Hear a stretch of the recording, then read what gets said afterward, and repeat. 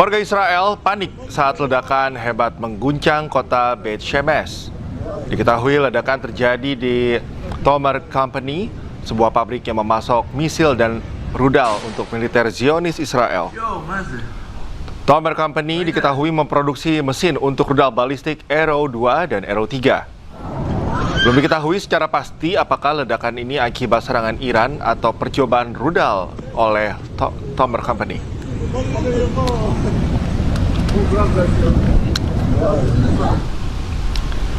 Serangan drone Israel kembali menargetkan warga sipil di Khan Yunis, Palestina. Sebuah drone militer Israel menyerang sekelompok warga sipil di pusat kota Khan Yunis. Akibat serangan ini, satu pemuda tewas, sementara 4 lainnya terluka. Warga dan petugas medis langsung menolong korban dan membawanya ke rumah sakit.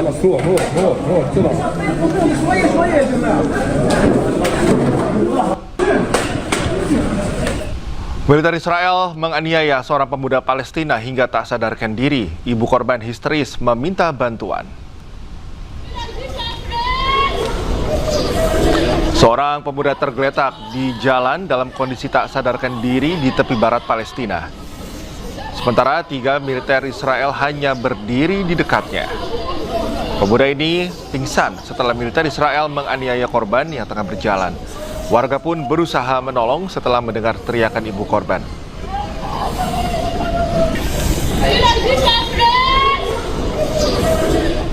Pasukan Israel memberlakukan jam malam di sejumlah kawasan di Hebron, Palestina. Kondisi tersebut terjadi di tengah meningkatnya ketegangan di wilayah tersebut.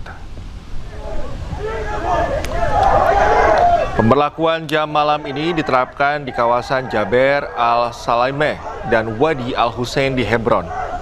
Warga diminta tetap berada di dalam rumah dan akses jalan diperketat.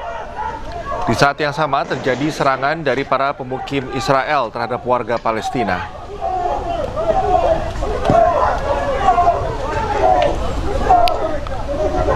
Dua anak Palestina diusir paksa oleh tentara Israel di kota tua Hebron, Palestina. Militer Israel mencegah anak-anak pulang ke rumah mereka.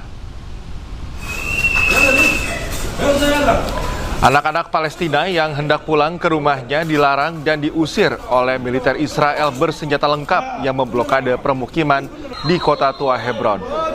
Kedua anak ini terpaksa berputar arah, namun militer Israel ternyata tetap tidak mengizinkan mereka kembali ke rumah. Penjagaan ini dilakukan saat pemukim ilegal Israel melakukan penyerangan di kawasan ini.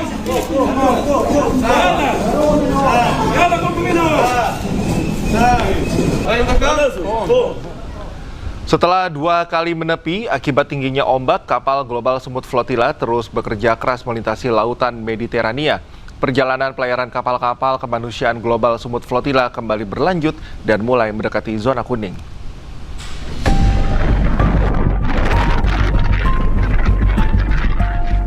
Bayang-bayang intercept pasukan Zionis Israel terus menghantui tim relawan kemanusiaan Global Smooth Flotilla dalam membawa bantuan kemanusiaan untuk warga Gaza. Bahkan dalam sebuah berita di salah satu media Israel menyatakan bahwa pasukan laut Israel telah mempersiapkan diri untuk menghalau pelayaran kapal-kapal kemanusiaan. Namun ancaman tersebut tidak menggetarkan semangat para aktivis melalui jalur laut untuk mendobrak blokade Zionis Israel dalam membawa bantuan kemanusiaan.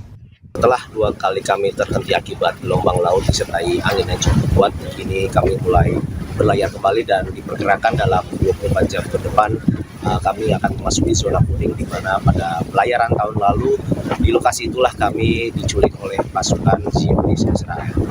Harapan kami tidak ada lagi penghadangan yang dilakukan pasukan Zionis Israel, sebab misi kami adalah misi kemanusiaan tanpa kekerasan. Kami hanya membawa sejumlah bantuan kemanusiaan. Lebih dari 500 peserta dari 70 negara yang terlibat, sebanyak 9 diantaranya merupakan warga negara Indonesia yang ikut ambil bagian dalam misi ini. Ribuan massa pro-Palestina memadati jalanan di Berlin, Jerman dalam aksi Hari Nakba yang berujung ketegangan dengan polisi.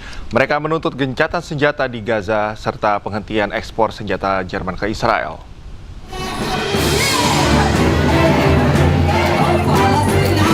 Ribuan aktivis pro-Palestina turun ke jalan Berlin dalam aksi memperingati Hari Nakba. Masa menuntut gencatan senjata segera di Gaza dan mendesak pemerintahan Jerman menghentikan ekspor senjata ke Israel. Aparat kepolisian dengan perlengkapan anti huru-hara terlibat bentrok dengan demonstran saat iring-iringan massa melintasi jalanan kota. Sejumlah peserta aksi dilaporkan ditahan, sementara para demonstran terus menyuarakan dukungan bagi Palestina dengan membawa spanduk dan poster.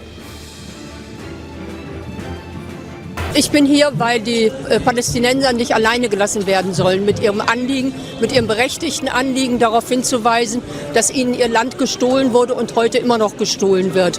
Und das ist für mich Solidarität und als Deutsche halte ich das für eine Pflicht, besonders weil Deutschland Waffen liefert, weil hier angeblich diese Staatsräson ist, Israel muss bedingungslos unterstützt werden, das teile ich überhaupt nicht und deswegen will ich meine Solidarität hier zeigen. Para aktivis menilai Jerman masih terlalu dekat secara politik dan militer dengan Israel, termasuk melalui dukungan senjata yang terus berlanjut. Aksi ini menegaskan meningkatnya tekanan publik di Eropa terhadap perang Gaza yang hingga kini belum menunjukkan tanda berakhir.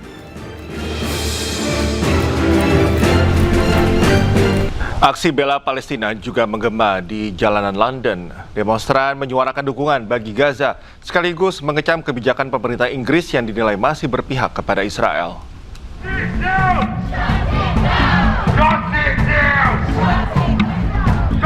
Ribuan demonstran pro-Palestina memenuhi jalanan pusat kota London dalam aksi memperingati 78 tahun Hari Nakba. Massa berbaris sambil mengibarkan bendera Palestina dan membawa berbagai poster yang menyerukan keadilan bagi warga Gaza. Dalam aksi tersebut, para demonstran menuduh pemerintah Inggris terlibat dalam dukungan terhadap operasi militer Israel di Gaza melalui hubungan politik dan penjualan senjata.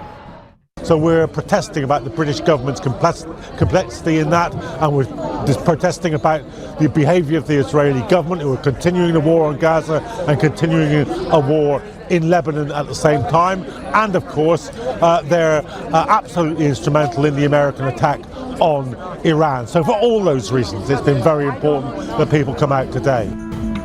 Aksi di London ini menjadi bagian dari gelombang demonstran global yang menuntut dihentikannya perang di Gaza dan diputusnya hubungan diplomatik dengan Israel. Sementara itu di Austria, para demonstran turun ke jalan-jalan Wina pada hari Sabtu waktu setempat. Mereka memprotes partisipasi Israel dalam kontes lagu Eurovision.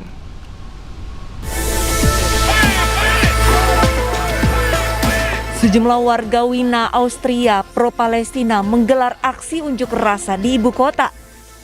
Kerumunan orang berteriak menolak partisipasi Israel dalam kontes lagu Eurovision. Mereka menilai tidak ada tempat untuk orang yang mendukung genosida. I believe that Israel is committing a genocide, and I know for a fact that Israel is waging an illegal war against Iran right now. So just the same as we don't allow Russia to participate, we also shouldn't allow Israel to participate. There just should be the same standards should go for everyone. I feel ashamed for Austria, I feel ashamed for Europe as a whole, and I feel ashamed for us as a people, because I am convinced that we as Europe have the task to stand up against these things, and we should protest them in every way, shape or form, as states and as people. You have to stand up against any human rights violations and against aggressive wars by any state. Austria should immediately, or the EU should immediately seize the cooperation agreement between the EU and Israel. Babak final kontes ini akan menampilkan peserta dari 25 negara. Kontes ini berlangsung di Wina setiap Sabtu malam. I would say it's not only singing. Everyone knows it's political, and everyone knows Israel is committing a genocide. And not only that, but all the European governments, also the Austrian government, are complicit in that genocide, justifying that genocide, and that's obviously reason enough to protest against that. Selain Austria, negara Spanyol, Irlandia, Slovenia, Belanda, dan Islandia juga memboikot kontes tersebut karena partisipasi Israel. Dan 3 stasiun televisi besar menolak menayangkan acara musik langsung yang terbesar di dunia tersebut. Mereka pun menyerukan Uni Eropa untuk menangguhkan perjanjian kerjasamanya dengan Israel. Demonstran menekankan bahwa blok tersebut harus menentang setiap pelanggaran hak asasi manusia dan perang agresif oleh negara manapun.